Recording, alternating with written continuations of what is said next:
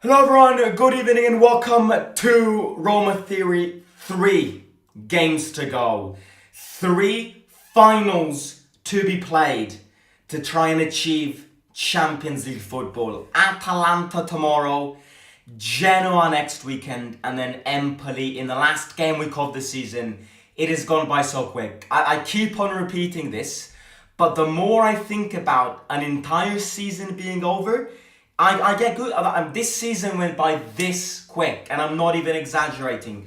What a game we have on Sunday. 2 very different extremes. A team which just qualified for their first European final isn't losing many games lately. Their players look like they're not getting tired. Qualified for a Europa League final. Qualified for a Coppa Italia final. They can easily still get fourth with a game in hand. Atalanta, and on the other hand, you've got a team which is mentally, physically exhausted. They tried a miracle, failed, got eliminated from the semi-finals of the Europa League. So 2 teams which effectively are living 2 very different extremes. How will this influence in Sunday's massive game? This is here. I'm here to discuss about this. Predicted 11, how we're coming towards this game. Atalanta, the enthusiasm that they're living. Biggest threats that we need to look and kind of prevail when it comes to Atalanta. Also, Atalanta have got a Coppa Italia final against Juventus coming up on Wednesday. So how that could maybe make them a bit less concentrated for this game. But look, 3 games to go. Season at the end. If you enjoyed this, if you enjoyed this season, if you enjoyed the content, the yearly content, the season yearly content, from the transfer window this summer to the season previews, vlogs, watch-alongs, press conference reactions, transfer news. If you want this to happen next season as well, as I make my way into university, then I want everybody to hit the like. If we can get 100 likes on this video, it would be absolutely amazing. I'd love to start with Atalanta because you know me. I'm not a big fan of Atalanta. I don't like Atalanta. And a lot of people ask me, why don't you like Atalanta? So, the number one reason is because I consider Atalanta a bunch of racist twats. You know, Atalanta is from Bergamo, and Bergamo is probably considered to be, you know, it's the northest team in Italy in the first division. Bergamo has got this bad reputation, this racist reputation, and I don't like their fans. The team, I've got nothing against the team. In fact, from a Roma fan point of view, I would love to copy what Atalanta did, give time and patience to a manager, build new infrastructure, create a next-gen under-23 team to put in the Serie C so you can develop your young players, incredible scouting departments, young players, interesting moves, and then form a team, add chemistry and momentum, and then look where Atalanta is right now, having the best season since they were created. So I would love, and I've got nothing against the team, I love the way they play football. I think they're the most Premier League style team in Italy. They run, they never get tired, they are still in every single competition. And the players are players which have been playing at Atalanta. The majority of these players have been playing there for a lot of time. They know what it means, they know the badge, they know the fans, they know the environment. And the base of this is Gasperini, an incredible manager who has changed Italian football. Because it would be a lie for us to say, as much as we hate it, I'm gonna kind of move my way onto why I hate Atalanta. The reason why I hate Atalanta is because of Gasperini and the human values that he brings to this game. But from the game, from a tactician point of view, you can't see anything to that guy. The guy changed Italian football. Italian football before Gasperini's arrival and the transformation of Atalanta was a very traditional sport where, yes, passion prevailed over everything else, but it was a very slow game. You know, Italian football, and it's why Italian teams have got this reputation of not massive tactics, not massive styles of play, but they grab the results because of the charisma that they put in games, the shithousery that they put in games. And that's why, unless you're an Italian Italian like me, or somebody who loves Italian football and has been following Italian football in its golden ages, then you hate Italian football, because Italian football is about drama. Italian football is about effectively wasting time, if you want to put it that way. So for somebody to come in like Gasperini and transform Italian football, because Atalanta have changed the Serie A. Atalanta have changed also the perspective that many international fans have towards the Italian football itself. And Gasperini's changed this, and he needs a massive recognition, because to think that Atalanta 8 years ago was a team who every season's main objective was to not get relegated, and that 8 years ago they scraped relegation, and then they appointed Gasperini. They've stuck with Gasperini for 8 years straight. 8 years after, not only did Gasperini bring this team in a Champions League quarterfinal against PSG, not only did this manager bring this team in a Coppa Italia final against Lazio a few years ago, but he's reached a level where Atalanta is now considered to be a big team in Italy. They are in a European final, and in the same season also in a Coppa Italia final. So they need recognition. But why do I hate Atalanta? Because Gasperini, great manager, changed football, but human-wise, he is an absolute prick. And I posted and wrote something on Roma Theory's Instagram, so make sure to follow that over there down below at Roma Theory TV on Instagram. Follow us over there. We've expanded on Instagram, daily graphics, news, stories, so make sure to follow that. But I put this kind of article, let's call it, that I wrote, which is until Italian football. And when I mean until Italian football, I mean until the institutions of Italian football base their ideology and their thoughts on human beings like Gasperini, then unfortunately we've got a long way to go until perfection.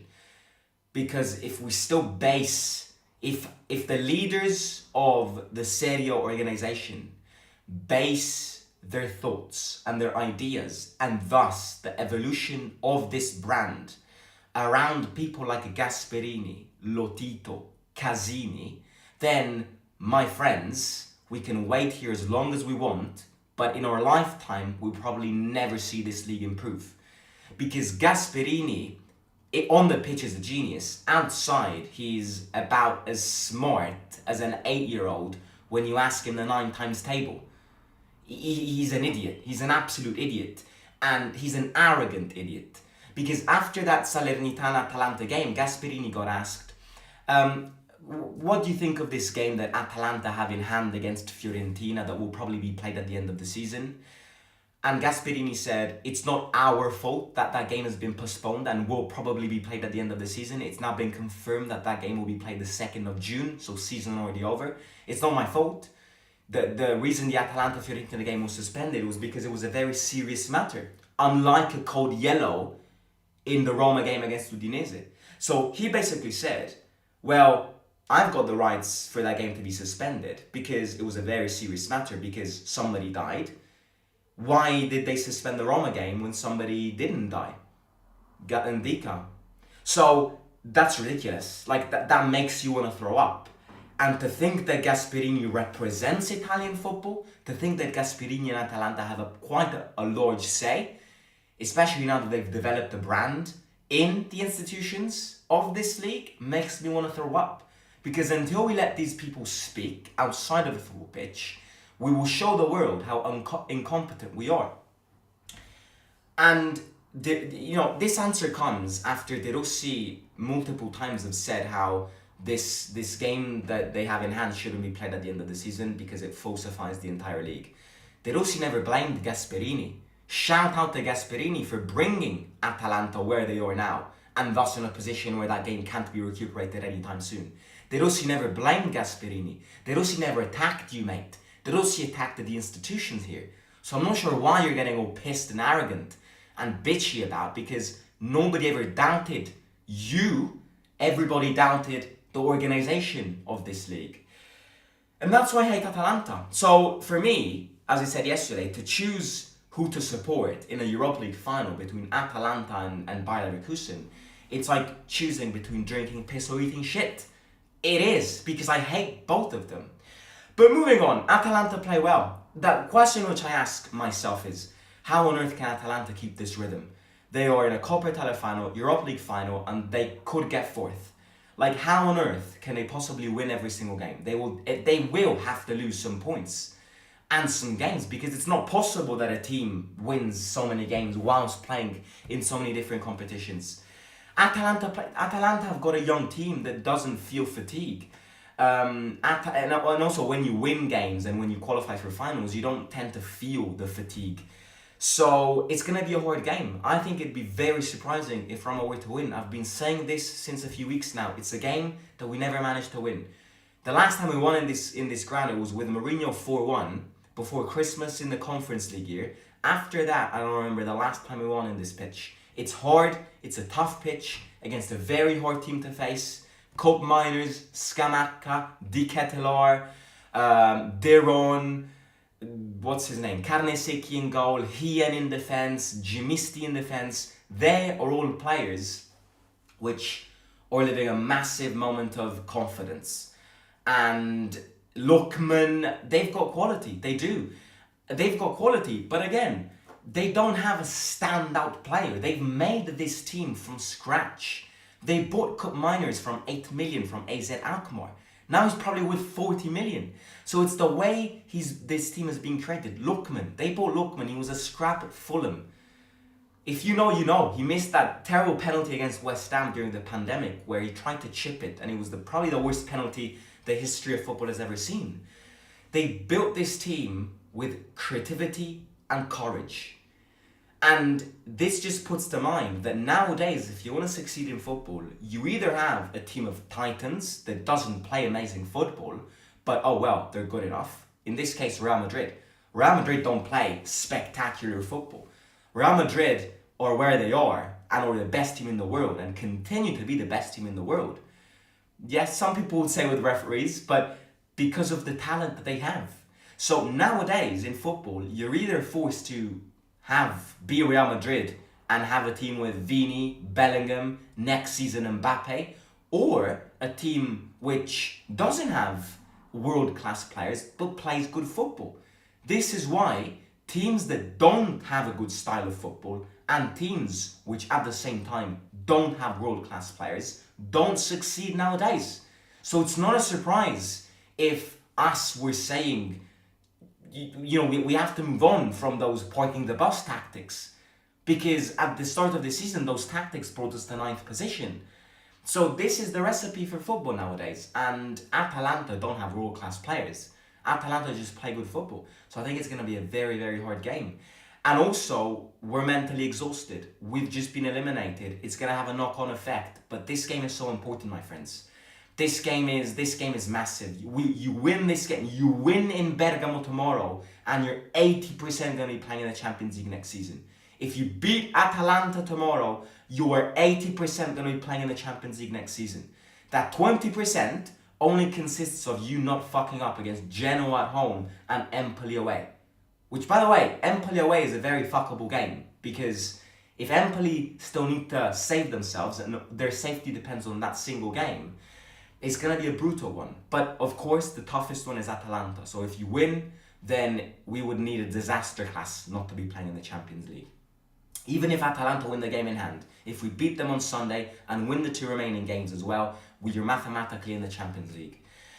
Now look, I touched on this yesterday, but I'm going to touch on this again because it really is a feeling that it's playing with my soul. I hate to break this, but I was on Twitter today and I came across this picture. Let me just put it on the screen. I came across this picture.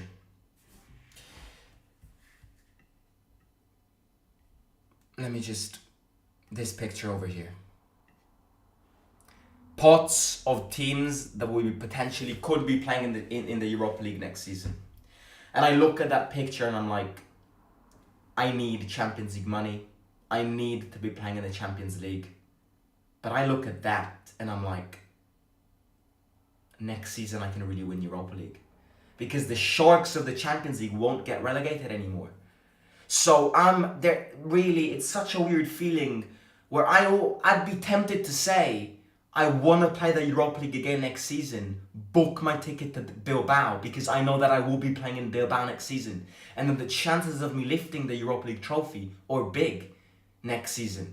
And my desire to win that trophy is undescribable, my friends. I've said this so many times. So I look at that and I'm like, I'm probably the favourites in next season's Europa League.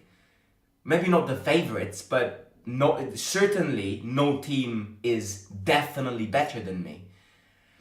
And it really plays with me. But unfortunately, we've and when I say we've, I mean they, UEFA, money, us fans too. We've made not us. It's wrong to call us it's wrong to blame us. But what I say here is we are witnessing a transformation from a sport to a business. And I can't stress this more. You need money if you want to succeed nowadays. You need to be playing at the highest levels if you want attention, and if you want some brand deals, gold brand deals, because football is a business. So next season, if you play the Europa League, you're not going to be considered. Even if you have a chance to win it, you won't be considered up there. So yes, I really want to play in the Champions League, but I know that I'll never be able to win that trophy, which is why I wouldn't be mad if I could actually play the Europa League again and try and win it and have a big chance of winning it. I know that part of me also doesn't want that. Part of me wants Champions League football because of the admiration. But yeah, my desire to win that trophy is big. I want to play in the Champions League, yes, but I also want to win this trophy. And we need to be playing in the Champions League because we need to reconstruct this team. We need to build this team. We need to release the scraps and build a new formation, build a new squad. So we need UCL. And if we need UCL, we need to win tomorrow in Bergamo. If we don't win tomorrow in Bergamo, my friends, I think we'll be playing in the Europa League. Long story short, we've bottled way too many chances in the league lately, at the start of the season and in these last few games. So if you want to play and if you want to hear the Champions League anthem, which is what we all want to do, then we need to be winning tomorrow and not screw up the last two games. It's doable, but it's hard. It's possible, it's not impossible, believe. Predicted 11, my friends, is this. Classic. 3 games to go. I know they're exhausted, but they need to play. It's as simple as that. Zvelar, Angelino Celik, Spinazzola injured, season over. Ndika and Mancini in defense. Pellegrini, Paredes, Cristante, El Shaarawy, Dybala, Lukaku. This is it. I don't need to explain this. We need to win tomorrow. A draw tomorrow would not be good enough. I mean, a draw tomorrow doesn't cut you out of Champions League, officially. But if you draw tomorrow, you need to hope that Atalanta lose some games. And yes, they can, because their attention is diverged away into many different branches. But Atalanta can easily win all games. So to depend on something that is rare is wrong. We can only control our faith, as I always said before, and our fate. I know I get these things mixed up quite many times. My predicted 11 is that we need another mentally strong performance, fight, and we need hope for the best. What I do want to say is this, which is kind of repeating what I said 2 minutes ago, but it's something that is stronger than me right now. Everybody wants to be playing in the Champions League. I do too. But if we don't qualify for the Champions League, I'm going to say this now, and I'm not going to say this because I'm delusional, but because of the chance and the experience that we've developed in the Europa League. If next season we play in the Europa League, we're going to win it. I've said this, clip this, keep this until May 2025. If we play in the Europa League next season, we're going to lift that trophy. Because karma hits us, karma has hit us bad these past 2 seasons. Everybody laughed against us. I can feel, breathe, and smell the time that we shut up everybody. And I feel like I feel like that moment is not far away. But yes, I understand that it's stronger than me wanting to win this trophy, because it really is something that I've only been thinking about. Since I lost that final, I've only been thinking about us lifting this trophy. But I need to be in the Champions League. Anyways, I am rambling on. I don't want to keep this on for too long. This is my match preview, my friends. Atalanta's tough. Atalanta's hard to beat. Atalanta is living a moment of ecstasy. They're playing at home. And it's going to be a very, very, very equal game. Like it was a few months ago when we played them at home and it ended 1-1. We dominated that game. It was one of the last games for Mourinho. We dominated that game. And yeah. Right, I didn't go live today because I'm actually going to this event tonight, so I won't be here to go live. Also, I hate to break this, but I will not be able to do the live watch along tomorrow because I'm going to I basically got tickets for the tennis tournament in Rome with some friends, and the game tomorrow is that I'm supposed to watch at the tennis tournament is just before the Atalanta game. I will be watching the Atalanta game, but it will probably run over the tennis game, so I won't be back in time for the watch along tomorrow. There will obviously be one more live watch along and one more stadium vlog until the season ends. Genoa, it will be a vlog, and then Empoli, the last game of the season. It will be the last watch along of the season, so it will not be over yet. We've got 3 more games to go, 3 more finals. Treat them as finals, lads, because we need to honour this end of the season. If you haven't already, do hit the like. If we can get 100 likes, it would be absolutely amazing. Subscribe, get your friends, families, girlfriends, wives, husbands, dogs, cats, and grandparents to subscribe. Bring them all, being part of this community. And Forza Roma sempre, no matter what, the wind will keep on blowing. Talk to you soon. Simo out. Enjoy your Saturday, my friends.